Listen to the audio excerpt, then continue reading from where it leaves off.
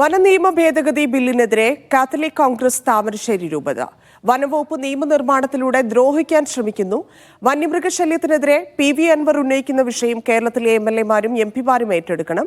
തെരഞ്ഞെടുപ്പ് വരുന്നതിനോടനുബന്ധിച്ചാണ് പ്രതിപക്ഷ നേതാവ് VD സതീശൻ വനനിയമ ഭേദഗതിക്കെതിരെ ജാഥ നയിക്കുന്നതെന്നും ജാഥ നടത്തിക്കോട്ടെ, ശാശ്വത പരിഹാരമാണ് വേണ്ടതെന്നും കാത്തലിക് കോൺഗ്രസ് രൂപത പ്രസിഡന്റ് ചാക്കോ കാലംപറമ്പിൽ മീഡിയ വണ്ണോട് പറഞ്ഞു. കാത്തലിക് കോൺഗ്രസ് താമരശ്ശേരി രൂപത പ്രസിഡന്റും പശ്ചിമഘട്ട സംരക്ഷണ സമിതിയുടെ ജനസംരക്ഷണ സമിതിയുടെ ജനറൽ കൺവീനറാണല്ലോ അല്ലേ, ചാക്കോ കാളംപറമ്പിലാണ് എനിക്കൊപ്പം ഉള്ളത്. ഇപ്പം ഈ ബില്ലിനെതിരെയുള്ള പരാതി സമർപ്പിക്കാനുള്ള തീയതി കഴിഞ്ഞിട്ടുണ്ട്. അപ്പം എങ്ങനെയാണ് നിങ്ങൾ അതിനെങ്ങനെയാണ് സമീപിച്ചിരിക്കുന്നത്? വനഭേദഗതി അല്ലെങ്കിൽ വന്യജീവി ഭേദഗതി നിയമം എന്ന പേരിൽ ഇവിടെ നിലവിലുള്ള നിയമത്തെ വീണ്ടും ഭേദഗതി വരുത്താനുള്ള പരിശ്രമം ജനങ്ങളോടുള്ളൊരു വെല്ലുവിളിയായിട്ടാണ് ജനങ്ങൾ കാണുന്നത്. കഴിഞ്ഞ 10-ാം തീയതി ആണ് സമയം പറഞ്ഞിരുന്നത്. നിരവധി പരാതികൾ അയച്ചു. സർക്കാരിൻ്റെ തന്നെ ഒരു അറിയിപ്പിൽ കണ്ടത് 108 പരാതികൾ കിട്ടിയുള്ളതാണ്.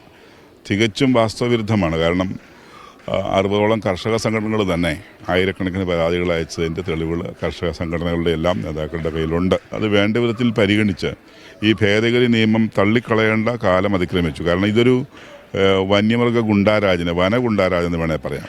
അപ്പം വനം വകുപ്പിൻ്റെ ഗുണ്ടാരാജിന് കാരണമായി തീരുമെന്ന് ജനങ്ങൾ ഭയക്കുകയാണ്. ഇപ്പോൾ തന്നെ ആ തരത്തിലാണ് പ്രവർത്തിച്ചുകൊണ്ടിരിക്കുന്നത്. ജനങ്ങൾക്ക് ജീവനും സ്വത്തിനും സംരക്ഷണം കൊടുക്കേണ്ട വനം വകുപ്പ് ജനങ്ങളുടെ ജീവനെ അനുദിനമെന്നോണം വന്യമൃഗങ്ങളാൽ കൊല ചെയ്യപ്പെടുകയോ അല്ലെങ്കിൽ ജീവിക്കാൻ പറ്റാത്ത സാഹചര്യത്തിലേക്ക് പരിക്ക് പറ്റിക്കുകയോ അവരുടെ ഉപജീവനം മുഴുവൻ നശിപ്പിക്കുകയോ ചെയ്യുന്ന ഒരു സാഹചര്യം നിലനിൽക്കുമ്പോൾ വീണ്ടും അതിൻ്റെ മേൽ നിയമങ്ങൾ അടിച്ചേൽപ്പിച്ചുകൊണ്ട് ജനങ്ങളെ തോട്ടിൽ നിന്ന് അല്ലെങ്കിൽ പുഴയിൽ നിന്ന് ചൂണ്ടയിടാൻ പോലും അനുവദിക്കാത്ത സാഹചര്യങ്ങളിലേക്ക് കൊണ്ടുവന്ന് ശക്തമായിട്ട് ജനവികാരം ഉയരും. കേരളത്തിലെ 420 പഞ്ചായത്തുകളാണ് വനവുമായിട്ട് അതിർത്തി പങ്കിടുന്നത്. ഈ 420 പഞ്ചായത്തുകളിലെ കോടിക്കണക്കിന് ജനങ്ങളാണ് ഇപ്പോൾ ദുരിതം അനുഭവിച്ചുകൊണ്ടിരിക്കുന്നത്. പഞ്ചായത്ത് ഇലക്ഷൻ വരുന്നു, നിയമസഭാ ഇലക്ഷൻ വരുന്നു.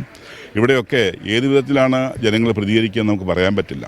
യാതൊരു സംശയമില്ല, ഈ വരുന്ന പഞ്ചായത്ത് ഇലക്ഷൻ അടക്കമുള്ള ഇലക്ഷനുകളെ അത് ശക്തമായി ബാധിക്കും. പക്ഷേ നേതാവ് ഇപ്പോൾ ജാഥ ആരംഭിക്കാൻ പോകുന്നുണ്ടല്ലോ, എങ്ങനെയാണ് അതിനെയൊക്കെ കാണുന്നത്? അതായത് നമുക്ക് ജാഥകളും പ്രകടനങ്ങളും പ്രസ്താവനകളും ഒക്കെ ഒരുപാട് ഉണ്ടാകുന്നുണ്ട്.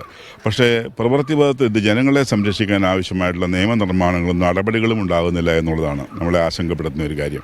ഇലക്ഷൻ വരുന്നു അല്ലെങ്കിൽ എന്തെങ്കിലും ഒരു പ്രത്യേക സാഹചര്യം ഉടലെടുക്കുന്നു, ഉടനെ അതിൻ്റെ എതിരെ ഈ പറയുന്നത് പോലെ ജാഥകളായിട്ടൊക്കെ ആളുകൾക്ക് ഇറങ്ങാം.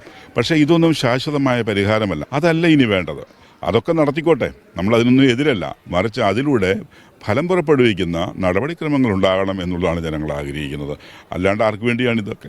വന നിയമത്തിൻ്റെ ഇപ്പോഴത്തെ ഭേദഗതി എന്ന് പറയുന്നത് എനിക്ക് തോന്നുന്നത് വനമന്ത്രിക്ക് പോലും അതിനെക്കുറിച്ച് വ്യക്തമായ ഗ്രാഹ്യമുണ്ടെന്ന് ഞാൻ വിശ്വസിക്കും. ഞാൻ അദ്ദേഹത്തെ കണ്ടിരുന്നു. മന്ത്രിയുമായിട്ട് നമ്മൾ ഇതിനു മുമ്പ് പല പ്രാവശ്യം ചർച്ച ചെയ്തിട്ടുണ്ട്. കത്തോലിക്ക കോൺഗ്രസിന് അദ്ദേഹത്തിന് 3-ാമത്തെ പ്രാവശ്യമാണ് പരാതി കൊടുക്കുന്നത്. ഈ വനഭേദഗതി നിയമം വരുന്നതിന് മുമ്പ് തന്നെ 2 പ്രാവശ്യം കണ്ട് ഈ വന്യമൃഗങ്ങളുടെ ശല്യം പരിഹരിക്കണമെന്ന് ഞങ്ങൾ ആവശ്യപ്പെട്ടിരുന്നു. അപ്പോൾ അദ്ദേഹം പറഞ്ഞു കുറച്ച് ഫെൻസിങ്ങുകളൊക്കെ ഞങ്ങൾ ചെയ്യുന്നുണ്ട്, ഉടനെ തന്നെ അത് ചെയ്യും, അതിനുള്ള സംവിധാനങ്ങളുണ്ട് എന്ന് ഈ കഴിഞ്ഞ പ്രാവശ്യം കണ്ടപ്പോൾ അദ്ദേഹം പറയുണ്ടായി. ഫോറസ്റ്റ് ഡിപ്പാർട്ട്മെൻറ്റിൻ്റെ കയ്യിലിരിക്കുന്ന ഫോറസ്റ്റ് എന്ന് പറയുന്നത് എന്തിനാണ് ഫോറസ്റ്റിനുള്ളിൽ സ്വാഭാവിക വനത്തിന് പകരം ഇത്തരത്തിലുള്ള കൃത്രിമ വനങ്ങൾ ഉണ്ടാക്കുന്നത്? അതിൻ്റെ ആവശ്യം എന്താണ്? ഒരു തേക്കിൻ തോട്ടത്തിൽ ഒരു ഇല വീണ് കിടന്നാൽ ഒരു പുല്ല് പോലും മുളയ്ക്കില്ല. മൃഗങ്ങൾക്ക് അതുകൊണ്ട് തന്നെ ജീവിക്കാൻ പറ്റത്തില്ല. അവരെന്ത് ചെയ്യുന്നു?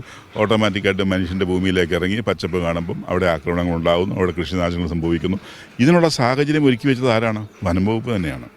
ഈ സാഹചര്യം ഒരുക്കി വെച്ചത് വനം വകുപ്പാണ്. ഈ സാഹചര്യത്തെ വീണ്ടും മനുഷ്യനെതിരായി നിയമനിർമ്മാണത്തിലൂടെ വീണ്ടും അവരെ ഉപദ്രവിക്കാൻ ശ്രമിക്കുന്നതും വനം വകുപ്പാണ്. ഇതിനെയാണ് ഞങ്ങൾ എതിർക്കുന്നത്. അതൊരിക്കലും അനുവദനീയമായ കാര്യമല്ല.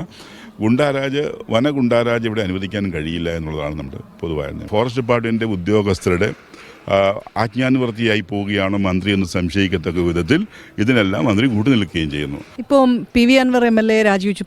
പ്രധാനമായിട്ട് അദ്ദേഹം പറയുന്നത് ഈ ഒരു വിഷയം വന്യമൃഗശല്യം ആളുകൾക്ക്